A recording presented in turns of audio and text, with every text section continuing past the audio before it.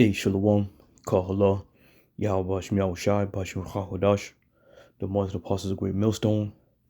Shalom, true brothers in the highways and byways, doing the works sincerely and faithfully, and continually fighting the good fight of faith.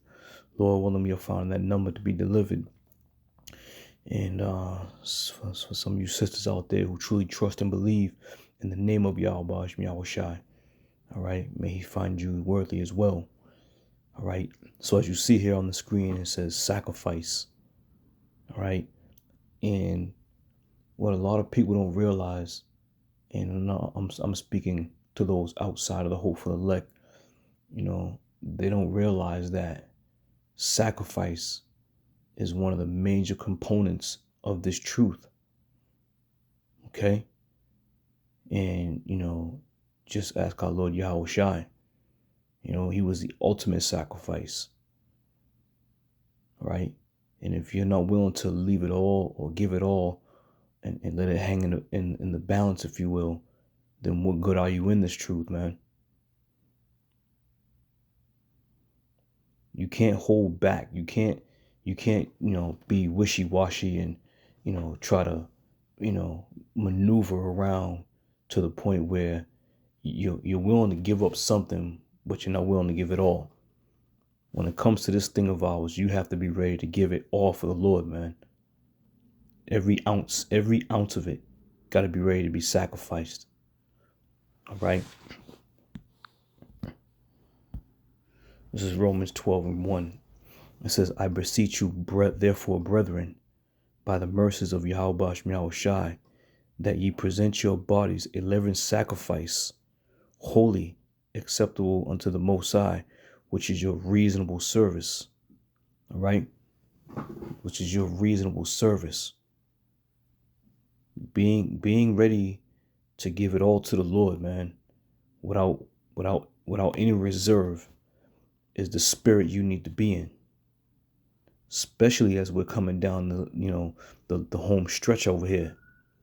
Coming down this home stretch, you got to be ready just to let it go. You got men who are still trying to preserve, a little bit of this life, man. Knowing all this shit's going to be burned up and destroyed, there are men still out there trying to preserve and hold on to a little bit of this life. Because they don't understand the magnitude. They don't understand the importance of being able to let it go, to give it all away. Verse 2, it says, and be not conformed to this world. You hear that? Be not conformed to this world. When you're conformed to this world, you're going to have reservations. You're going to have reserves. You're going to, think about, a method of trying to have, a little bit of hold back, if you will. But as we see this thing unfolding, and as we see the prophecies coming to pass, you know what? I'm giving every ounce to the Lord, and I'm not trying to hold back and trying to save or trying to, decide whether or not, I can try to maneuver. And that's the thing. Why try to maneuver, man? Just give it all. Trying to fake the funk and trying to, hold back a little bit. Reading that again, it says, and be not conformed to this world, but be ye transformed by the renewing of your mind, that ye may prove what is that good and acceptable and perfect will of the Most High, Yahweh Shemiah Shai. Okay? So that's what it's all about, man. Making your body that living sacrifice. Ready to put it all on the line. Now, speaking of sacrifice and putting it on the line, let's go to Genesis 22. And I'm going to read the story here. And it says, and it came to pass after these things that the Most High did tempt Abraham and said unto him, Abraham. And he said, behold, here am I. And he said, take now thy son, thy only son Isaac, whom thou lovest, and get thee into the land of Moriah, and offer him there for a burnt offering upon one of the mountains which I will tell thee of. All right. Now here the Lord had reached out to Abraham, and it says, get you over there to this mountain where I'm going to tell you, and offer your son. Okay?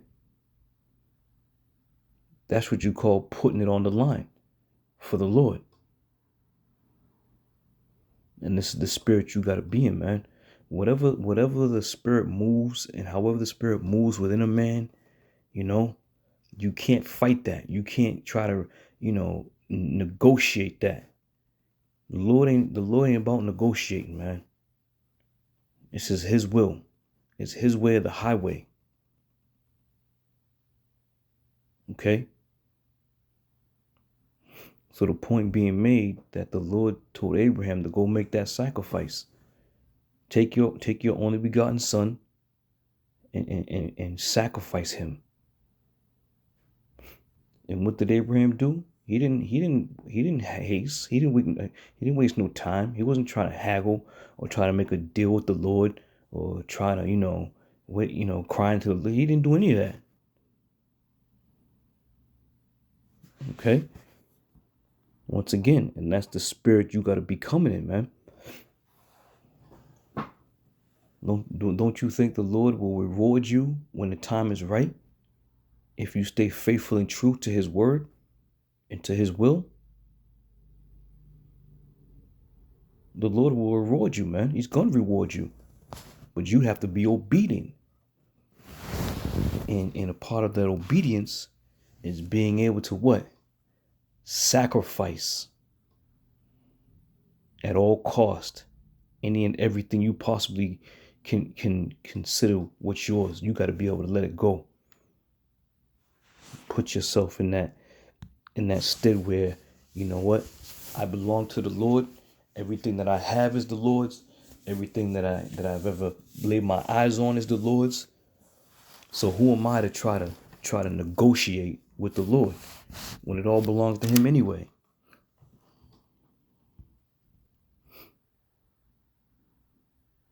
This is Matthew 19:27. Then answered Peter and said unto him, Behold, we have forsaken all and followed thee. What shall we have therefore? All right. So when you forsaken all, man, that means you've sacrificed everything. Okay, and you put your trust, your whole heart and trust in Yahweh Bashem Yahweh Shai. A lot of people on this planet, man, they're still holding on to what they believe is theirs. Nah, I can't give up that. I can't do that. I can't, foresee myself, letting all this go.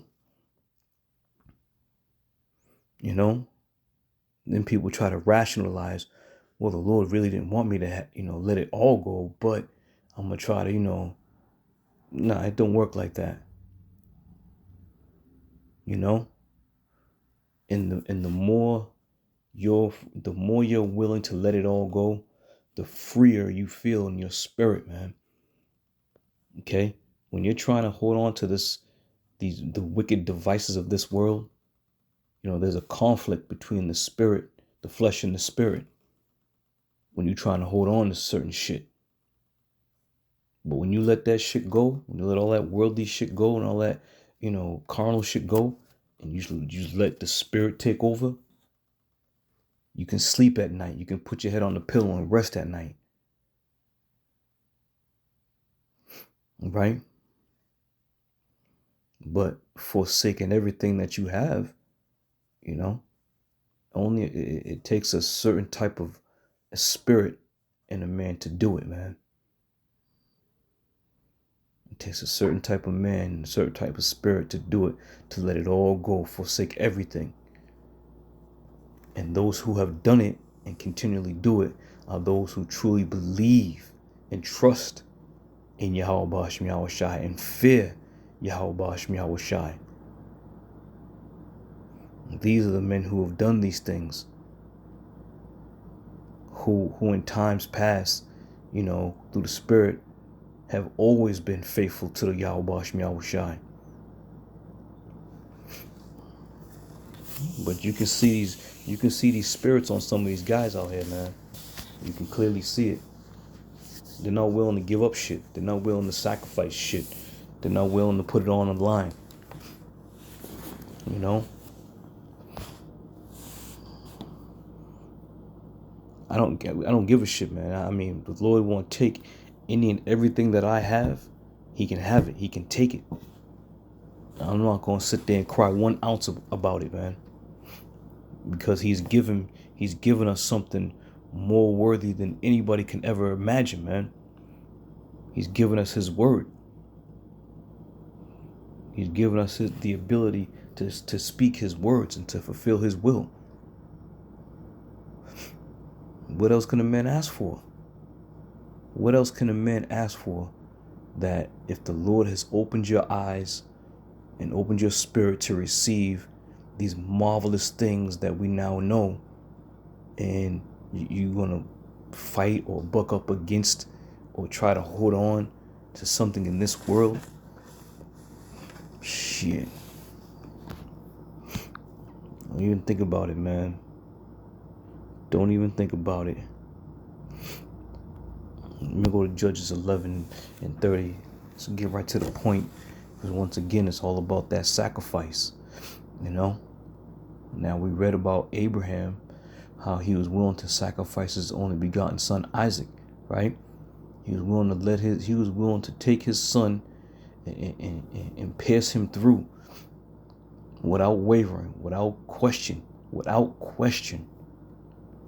And that's the spirit we have to be in. Being men of the Lord, you know, we understand that this doesn't belong to us. None of this shit belongs to us. And if the time comes where, you know, you have to lay down your life, then you do so. Not crying, not saying you don't want to die and boo-hooing, and you know, because when the rubber meets the road, man, you're gonna see a lot of men, they really gonna fake the funk. You know? Matter of fact, let me back up real quick.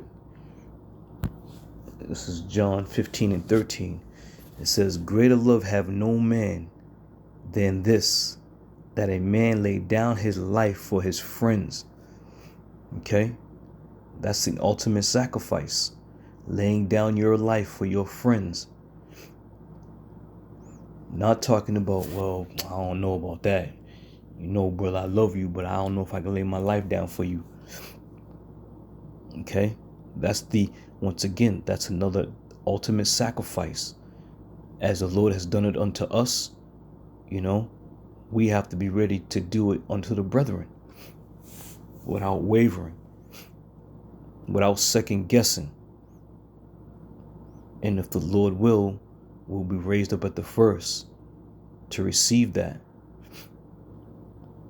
A lot of people truly don't get it, man. They truly don't get it, and they truly don't believe in it. You know? Sitting there trying to preserve your life in this world. You know, we've been set up to do a job, all right?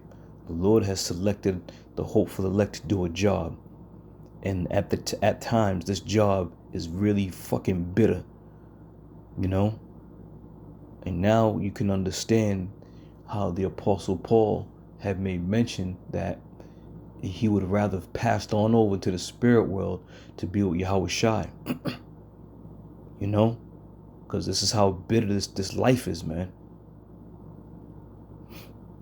But as he stated, but it was needful for him to be here to give the word unto us, that we may learn by his teachings.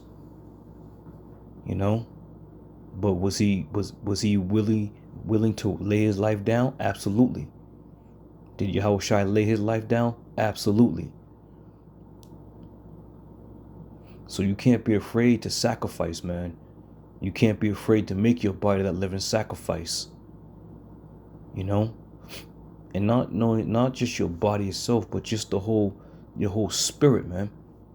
Knowing that the Lord may require of you to do certain things, and you're only going to understand it through the Spirit. You can't sit here and talk about spiritual things to carnal men in the world, man. You can't do it. They're not going to understand you. Okay? And this is why we at the camp here in Boston, we tell brethren every weekend, whatever you do it spiritual. Okay? And let the Lord guide you. Let it all go, man. Let all this worldly, these worldly clutches and vices, let them shits go, man. We are going to lose everything anyway on this side, man. We're going to lose it all anyway. So don't hesitate to let it go. Don't hesitate to sacrifice. Don't try to critique or strategically live your life so you don't have to let shit go. Let it all go, man. It doesn't matter. This shit don't matter. Yahushua laid down his life for his friends, whom we are. And likewise, we're going to do the same for the brethren if that comes to it. If the Lord sets it up that way, then that's what we're going to do, man. And I remember a few years back, probably less than a year, I had a dream that was myself and a couple other brothers, and Elder Apostle Tahar was with us, and there was people seeking Elder Apostle Tahar's life, and we ended up, myself and another brother ended up laying down our lives so Elder Apostle Tahar could get out the back, escape out the back, But I remember in that dream, it was like that was what that was expected. That was it. We wasn't sitting there trying to figure out who gonna lay down, who gonna go. No, it was just we did what we did. Elder Apostle Tahar got out, and that was that, man. And that dream comes to me quite a bit. It comes to remembrance quite a bit, because I always say to myself, that was the Spirit had us do exactly that, because it wasn't about us. It wasn't about what we wanted. It wasn't about how we felt. The Spirit moved us to lay our lives down in front of them demons that was trying to get Elder Apostle Tahar, which were men, of course, But that being said, man, you can't be afraid to sacrifice yourself. You can't be afraid to sacrifice yourself spiritually and physically. All right. This is Judges 11:30. This is right to the point concerning Jephthah when he had made the vow to the Lord. Right? When he made that vow, let's get it. Let's open it up. We'll go right to 30. We'll start right to the point. He had made a vow to the Lord, if the Lord would turn over his enemy unto his hands, that who would the first person that came through his doors, his home, when he came, he would sacrifice him to the Lord. It says, and Jephthah vowed a vow unto the Lord and said, if thou shalt without fail deliver the children of Ammon into my hands, then it shall be that whatsoever cometh forth of the doors of my house to meet me when I return in peace from the children of Ammon shall surely be the Lord's, and will offer it up for a burnt offering. All right. So once again, man, this holds true what I'm saying. None of this belongs to us. It all belongs to the Lord, man. And these stories, they make total sense. But if you are in the world and you try to explain this to a worldly individual, they're gonna think you're barbaric. They're gonna think you're sick in the head, that you need help. Okay. Verse 32. So Jephthah passed over unto the children of Ammon to fight against them, and the Lord delivered them into his hand. And he smote them from Achor even till thou come to Minnith, even 20 cities, and unto the plain of the vineyards, with a very great slaughter. Thus the children of Ammon were subdued before the children of Israel. And Jephthah came to Mizpah unto his house, and behold, his daughter came out to meet him with tremble and with dance, and she was his only child. Besides her, he had neither son nor daughter. 35. And it came to pass when he saw her that he rent his clothes and said, Alas, my daughter, thou hast brought me very low, and thou art one of them that trouble me, for I have opened my mouth unto the Lord, and I can't go back. You see, he opened his mouth unto the Lord, and you can't go back. Now, back then, these things were well known and well understood when you made a vow to the Lord. Okay. 36. And she said unto him, My father, if thou hast opened thy mouth unto the Lord, do to me according to that which has proceeded out of thy mouth. For as much as the Lord has taken vengeance for thee of thine enemies, even the children of Ammon. And she said unto her father, Let this thing be done for me. Let me alone 2 months, that I may go up and down upon the mountains and bewail my virginity, I and my fellows. Okay, so the point being, what he was in the spirit of understanding the importance of the sacrifice, making that great sacrifice. You know, we don't really know what the Lord, wants from us, man. You know, we go through this thing day by day, praying, making supplication to the Lord, but the Lord will, put the spirit on you, put a thought in you, a dream on you, and however he does it, and we ought to what? Fulfill the Lord's will, man. But I always think about this story as well, because the fact that when you make a vow to the Lord, that vow must be paid. Okay?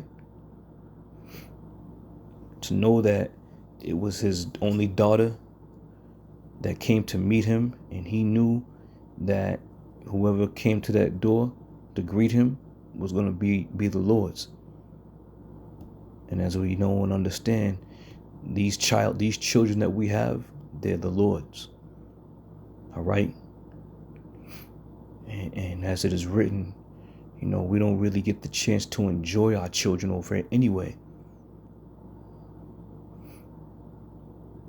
So however the Lord sees fit to deal, we ought to what?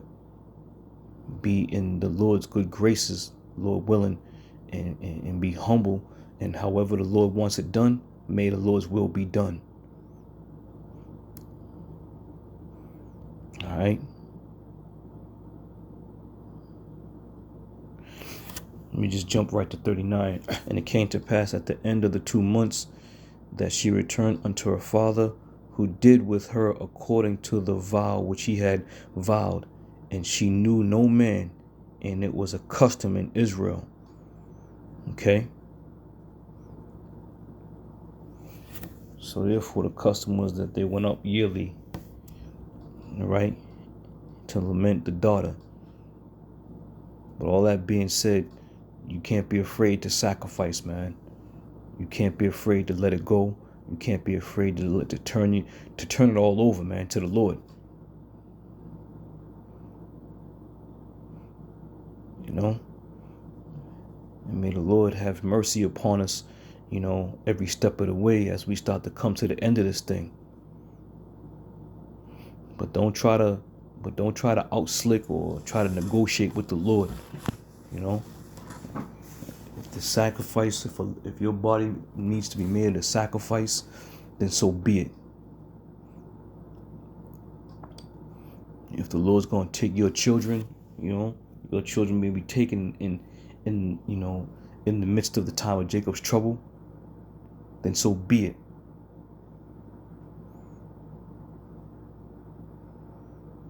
The Lord is preparing us to be rulers, kings, judges. All right? But all these things that we're being groomed for, we're going to receive, As the scripture says, shall we receive good and not evil from the Lord? We're going to receive both sides of it, because the Lord is a perfect balance. You know, as you watch some of these guys, man, they just think that it's all perfect harmony. You know, they don't tell you about the bitter. They don't tell you about the loss. You know, we're gonna go through it, man. We're gonna experience it.